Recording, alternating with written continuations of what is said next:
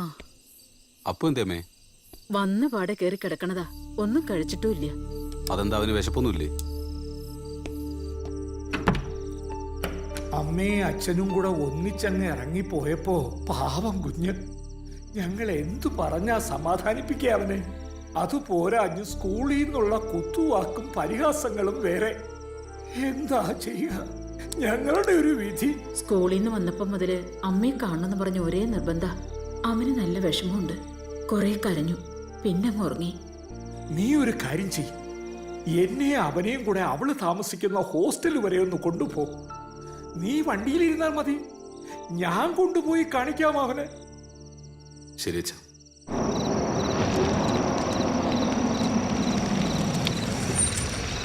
നിങ്ങൾ ഇവിടെ ഇരുന്നു, ഞാൻ പോയിട്ട് വരാം.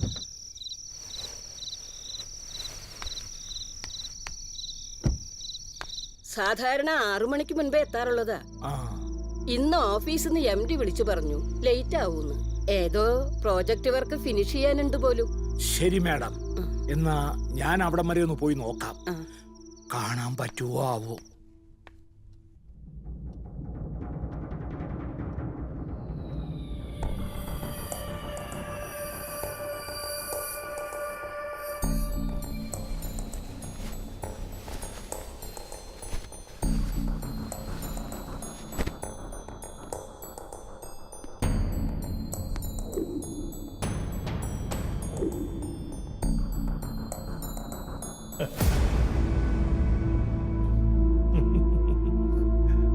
പേടിച്ചു പോയോ?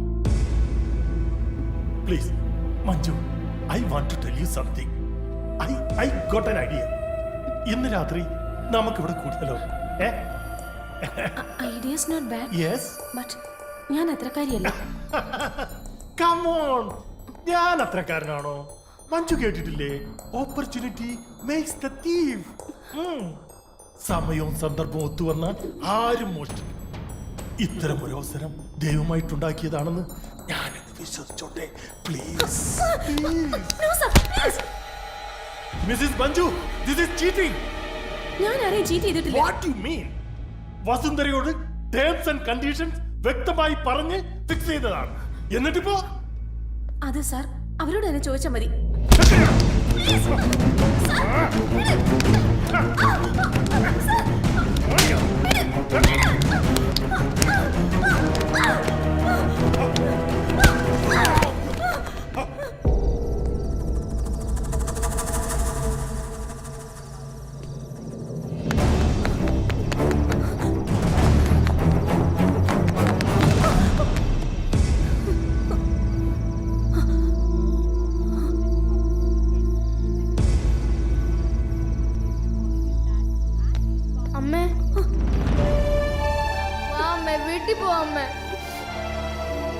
വാ മോളെ, വണ്ടി കയറ്.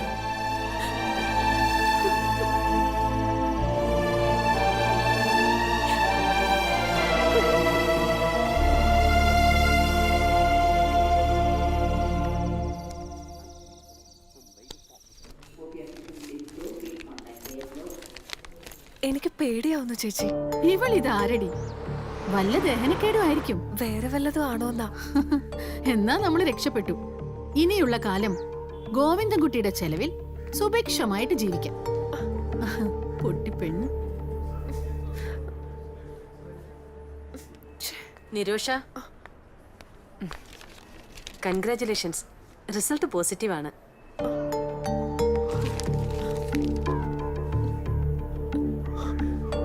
Sorry, Nirosha. I can't meet you now. I'm driving down to the airport. I'll call you back.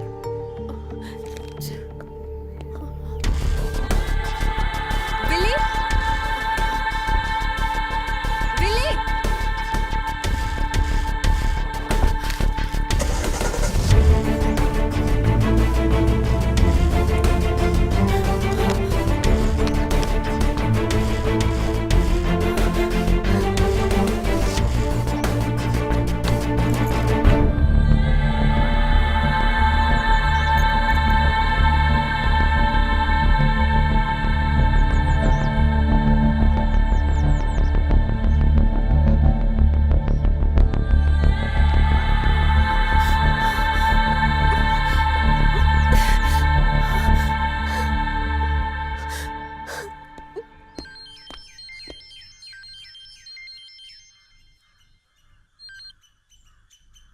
ആ എന്താ നിരോഷേ? എനിക്ക് സാറിനെ ഒന്ന് കാണണം. പുതിയ ട്രാപ്പ് വല്ലതുമാണോ? എനിക്ക് സംസാരിക്കണം. അല്ല ഇനിയിപ്പോ ട്രാപ്പ് ആണെങ്കിൽ പോലും എനിക്ക് ഭയമൊന്നുമില്ല. ഒന്നും നഷ്ടപ്പെടാനില്ലാത്തവൻ ആരെ ഭയക്കണം? എന്തിനെ ഭയക്കണം? പറഞ്ഞോളൂ, എവിടെ വരേണ്ടത്? എന്റെ വില്ലയിൽ ഷാപ്പ് 2. ഗോവിന്ദൻകുട്ടി സാറല്ലേ? അതെ, എങ്ങനെ അറിയാം? കൊള്ളാം, സാർ ഒറ്റ ദിവസം കൊണ്ട് ഹീറോ ആയില്ലേ? ടിവിയിലും പത്രത്തിലും ഒക്കെ സാറ് നിറഞ്ഞു നിൽക്കുമല്ലായിരുന്നോ? പിന്നെ എങ്ങനെ അറിയാതിരിക്കുന്നേ? ആ സാറ് നേരത്തെ എത്തിയോ? ഇല്ല. അല്ല, നിങ്ങള് കീരിയും പാമ്പും അല്ലായിരുന്നോ? ഇപ്പൊ പിന്നെയും കൂട്ടായോ? അതെ അതെ, ഞങ്ങള് കല്യാണം കഴിക്കാൻ പോവാ. അമ്മച്ചി മറക്കാതെ വരണേ. ഓ, ഇപ്പൊ നമ്മളാ കുറ്റക്കാരൻ. അല്ല എന്താ സംസാരിക്കാനുണ്ടെന്ന് പറഞ്ഞത്? വരണം. അകത്തോട്ടിരിക്കാം. അയ്യോ വേണ്ട, നമ്മളിപ്പോ പ്രമാദമായ ഒരു സ്ത്രീപീഡന കേസിലെ പ്രതിയും ഇരയുമാണ്. നമുക്കിവിടെ നിൽക്കാം. കുട്ടി പറഞ്ഞോളൂ. ഞാൻ പറയുന്നതൊക്കെ വിശ്വസിക്കാൻ സാറിന് പ്രയാസമായിരിക്കും, പക്ഷേ സാറത് വിശ്വസിച്ചേ പറ്റൂ.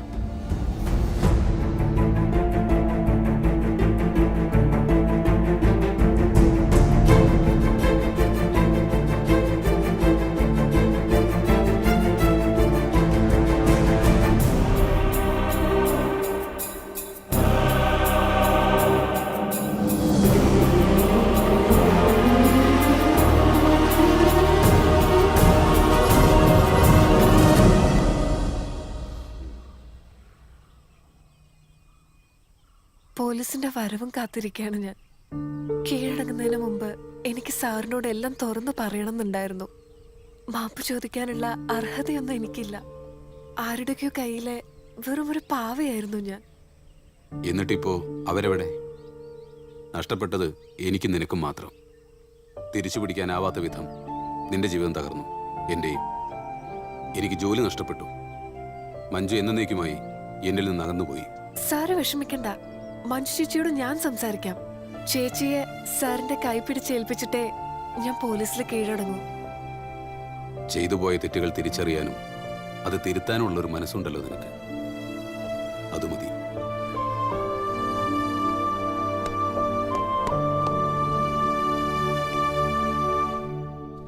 എന്താ നിരോഷേ?